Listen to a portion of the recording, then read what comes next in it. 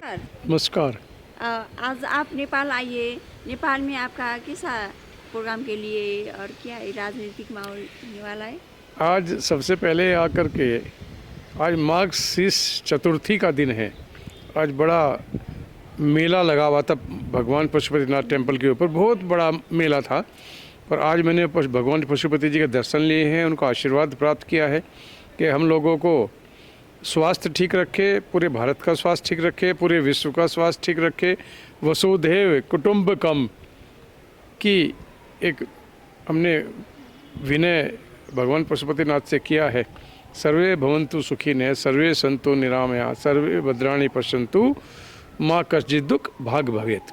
इस तरह का एक विषय मन में आया और आज मैंने भगवान पशुपतिनाथ जी के साथ यही अरदास लगाई है कि इस बात को भारत की सनातन की वे पूरे विश्व के अंदर आशीर्वाद रखें। और हमारा एक अंतर्राष्ट्रीय गौ माता सेवा महासंघ एक नॉन पॉलिटिकल संगठन है, जिसका एक संगठन यहाँ नेपाल के भी उसकी ब्रांच है और कहाँ पर है? गोरखा में भी है, काठमांडू में भी है। तो गोरखा से एक यात्रा, गो यात्रा या खिचड़ी यात्रा, एक परंपरा रही है नेपाल और भारत की कि गोरखा से पूर्व काल में नेपाल से एक यात्रा निकलती रही जो गोरखनाथ टेम्पल में खिचड़ी जाती थी। मकर संक्रांति के पर्व के ऊपर खिचड़ी का मेला वहाँ गोरखपुर में होता है। तो वो परंपरा कुछ दिन से बीच में कम थी या बंद थी। तो अंतर्राष्ट्रीय गौ माता सेवा महासंघ की टीम गोरखा से एक यात्रा लेकर के चलेगी, उसको गो यात्रा कहेंगे। और उसमें खिचड़ी भी यहाँ से गोरखा काली ये मंदिर है, वहाँ से बन करके और भारत गोरखपुर के अंदर टेम्पल में जाएगी, जो मकर संक्रांति के दिन वहाँ रहेगी। और नगर पालिका गोरखा के जो मेयर हैं और उप मेयर हैं, कल मैं वहाँ गया था, उनसे भी मीटिंग मैंने की है।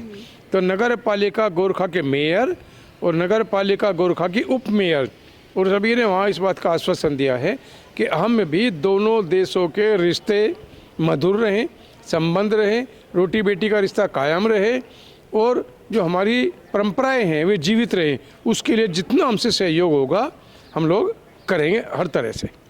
जी, जैसे अभी जो चुनाव हो रहा है भारत में, हाँ। अब अभी हमारे मोदी जी तो एक धार्मिक व्यक्ति है।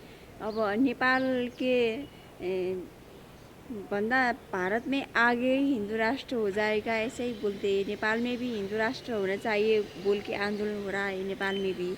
अब इसमें क्या संबंध देखती है आप? देखो, मैं तो कल आया हूँ यहाँ, आज सुबह पशुपति के दर्शन किए हैं। यहाँ नेपाल में क्या हो रहा है, किस तरह का प्रदर्शन है, धरना है, मुझे उसकी जानकारी है नहीं।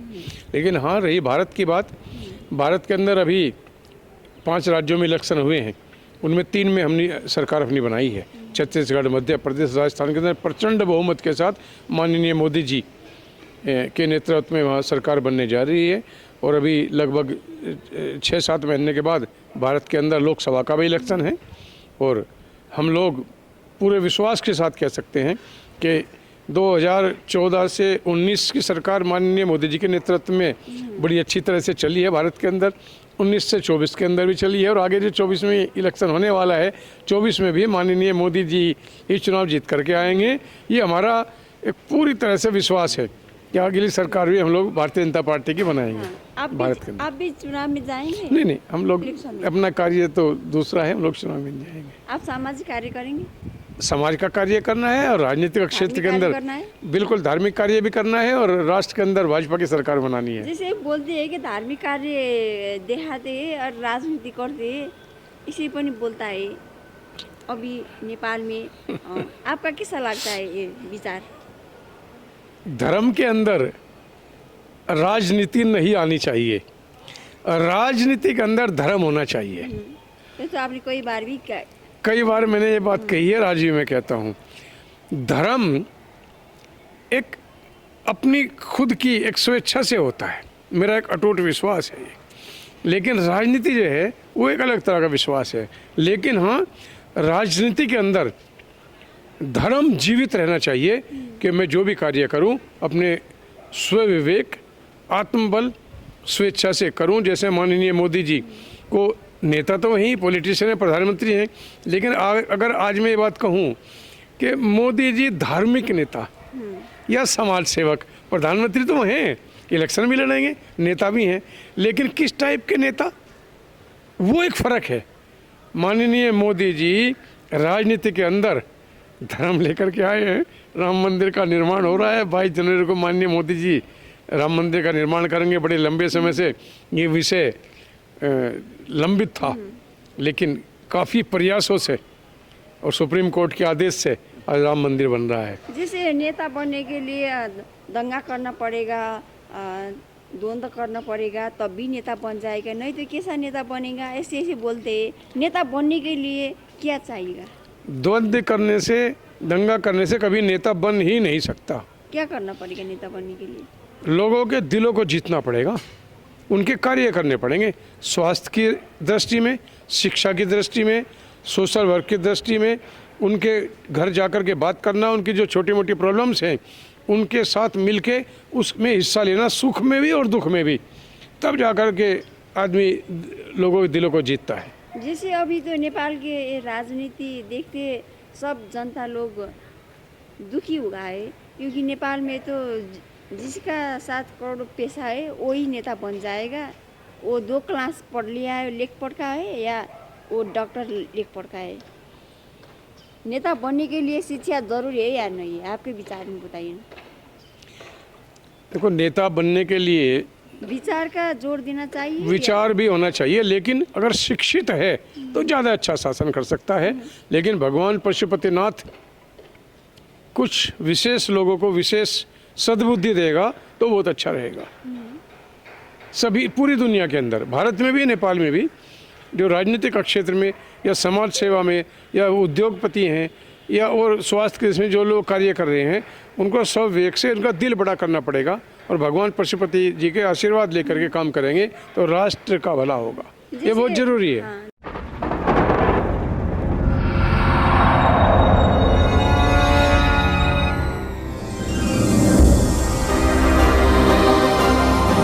नेपाल में आके नेपाल और भारत के सीमाना में जुन वो हिमाल चले ना, वहाँ पर आके ध्यान करके पूजा करके गए। इसमें हमारे नेपाल के शासन का प्रमुख का कुछ ही बात नहीं दिया, मोदी जी ने सूचना नहीं दिया, इसे बोले। आपका कैसा लगता है? नहीं, धार्मिक यात्रा थी, कोई पॉलिटिकल यात्रा तो थी। जैसा मैं अभी आया हूँ यहाँ, गौ माता की यात्रा कैसे मैनेज होगी, किस तरह से खिचड़ी बनेगी, कहाँ बनेगी, कौन कौन लेके जाएंगे और कौन उस खिचड़ी को वहाँ प्रसाद के रूप में चढ़ाएंगे, इसमें कोई भी राजनेता नहीं है, न नेताओं को सूचना देने की जरूरत है। ये धर्म का कार्य है, ये परंपरा है, और ना ही कोई इसमें पॉलिटिशियन इसमें लिया टीम के अंदर।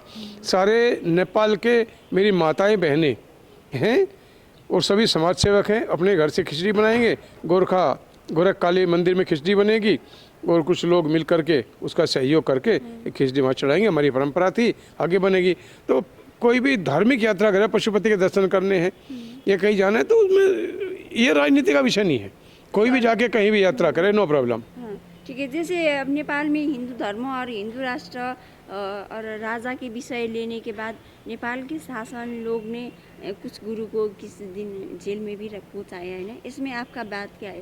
ये तंत्र के विषय भी नहीं, एउटा राज संस्था है नेपाल में ना, राज संस्था होने चाहिए और राजा होना चाहिए, किस प्रकार का शासन होना चाहिए विश्व में? आपका क्या विचार है? सनातन की विजय होनी चाहिए, सनातन धर्म अग्रणी होना चाहिए। सनातन धर्म अगर जीवित रहेगा, पूरा विश्व की फाउंडेशन सनातन है। सनातन का जो विषय है, सनातन का विषय वसुधैव कुटुंबकम है, सबका साथ, सबका विकास का कार्य है। सनातनी लोग एक विचार को, एक समाज को लेकर के नहीं चलते। सनातन के अंदर सबका ध्यान रखा जाता है, पेड़ पौधे, सारे आबो हवा, जानवर, सारे धर्म जितने भी हैं, सभी के लिए सनातन काम करता है। इसलिए सनातन धर्म और हिंदू राष्ट्र भारत और नेपाल को होना ही चाहिए। हम इसके पूरे पक्ष में हैं। हिंदू क्या, सनातन क्योंकि हिंदू अगर हम लोग कहेंगे तो कोई कहेगा मैं सिख हूँ, कोई कहेगा मैं बौद्ध हूँ, कोई कहेगा मैं कुछ हूँ, लेकिन सनातन का जब चर्चा होती है तो सनातन के अंदर सभी आ जाते हैं, इसलिए सनातन की जय होनी चाहिए। जैसे नेपाल में बोलते हैं कि राज संस्था इंडिया ने मिला देगा राजा को, ज्ञानेंद्र शाह को, ऐसे ही बोलते हैं कुछ लोग। आपका क्या लगता है इस विषय में? देखो ये विषय इस टाइप के है नहीं, भला ये अलग, नेपाल एक अलग कंट्री है, भारत एक अलग कंट्री है, रोटी बेटी का रिश्ता है, सुख दुख में जाते हैं, लेकिन यहाँ की राजनीति, यहाँ का कैसे चाल चलन है, क्या करना है, भारत उसमें कभी हस्तक्षेप करता नहीं, ना करना चाहिए, ना करेगा। यहाँ जो भी जिस तरह से इनके राजनीतिक क्षेत्र है या जो भी विषय है, यहाँ के जो पॉलिटिशियंस हैं, राजनेता हैं या बुद्धिजीवी हैं, या लोग वो मिलजुल के तय करेंगे, उसमें भारत का कोई हस्तक्षेप नहीं है, बिल्कुल भी करना भी नहीं चाहिए। जैसे आपने बताया गोरखा से गोरखपुर खिचड़ी लेके जाएंगे, कब जाएंगे? ये समय तो 14 जनवरी को इंग्लिश कैलेंडर में 14 जनवरी 2024 को मकर संक्रांति का पर्व है, तो वहाँ वो 14 जनवरी को जाकर के खिचड़ी चढ़ाई जाएगी, गाय की पूजा होगी। तो उससे यहाँ ये मेरे हिसाब से एक हफ्ता पहले चलेंगे और यहाँ से गोरखा से निकलेंगे, गोरखा से मुगलिंग को होते हुए गाड़ी में जाएंगे। हाँ गाड़ी में, रथ यात्रा करती है। हाँ रथ यात्रा है, और भैरवा के बॉर्डर से होते कई जगह बीच में रुकेंगे और कुछ लोग उनका स्वागत करेंगे, उनके ऊपर फूल मालाएं डालेंगे, कुछ लोग बीच में से मिलेंगे और ऐसे जय घोष करते करते जय गौ माता, जय भारत नेपाल, जय संस्कार और जय नेपाली धार्मिक बाजा लेके जाएंगे कि नहीं जाएंगे? नेपाल का बाजा है कि यहाँ लोकल ट्रेडिशनल बाजा है नेपाल का, वो बजता हुआ जाएगा। जैसे ये आपने ये गोरखा से जो हमारा वो परंपरा चलाने के लिए आप आइए। नहीं वो पहले परंपरा थी, बीच में रुक गया था। हाँ वो रुक गया था, दोबारा उसको स्टार्ट होने से क्या फायदा होगी नेपाल का और भारत का? देखो क्या है, परंपराएं, मान लिया हम लोग होली का पर्व मनाते हैं, फायदा सोचते हैं ना। नहीं कोई फायदा नुकसान नहीं।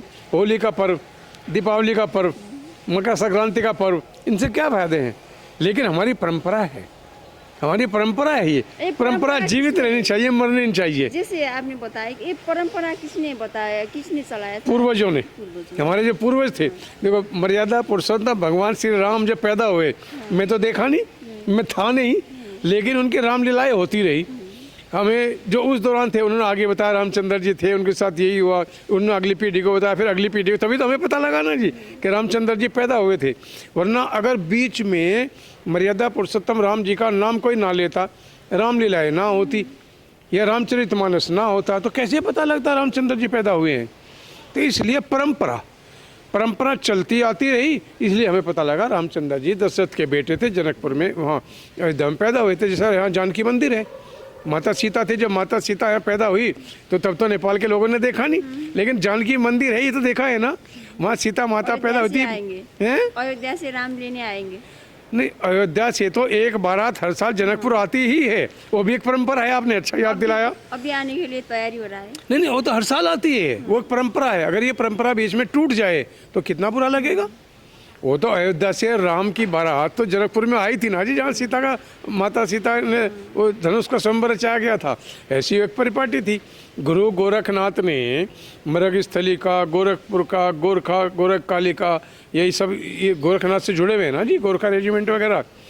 तो इसलिए वो परंपरा जीवित रहनी चाहिए, और जिस राष्ट्र की परंपरा नष्ट हो जाती है वो राष्ट्र अपना अस्तित्व खो बैठता है, या जिस खानदान की मर्यादा भी टूट जाती है वो परिवार, वो खानदान भी अपना अस्तित्व खो बैठता है। परंपराएं डूबनी नहीं चाहिए, प्रचलित रहनी चाहिए। जी आपने हमें समय दिया, बहुत बहुत धन्यवाद। आपका आभार। जय नेपाल, जय भारत।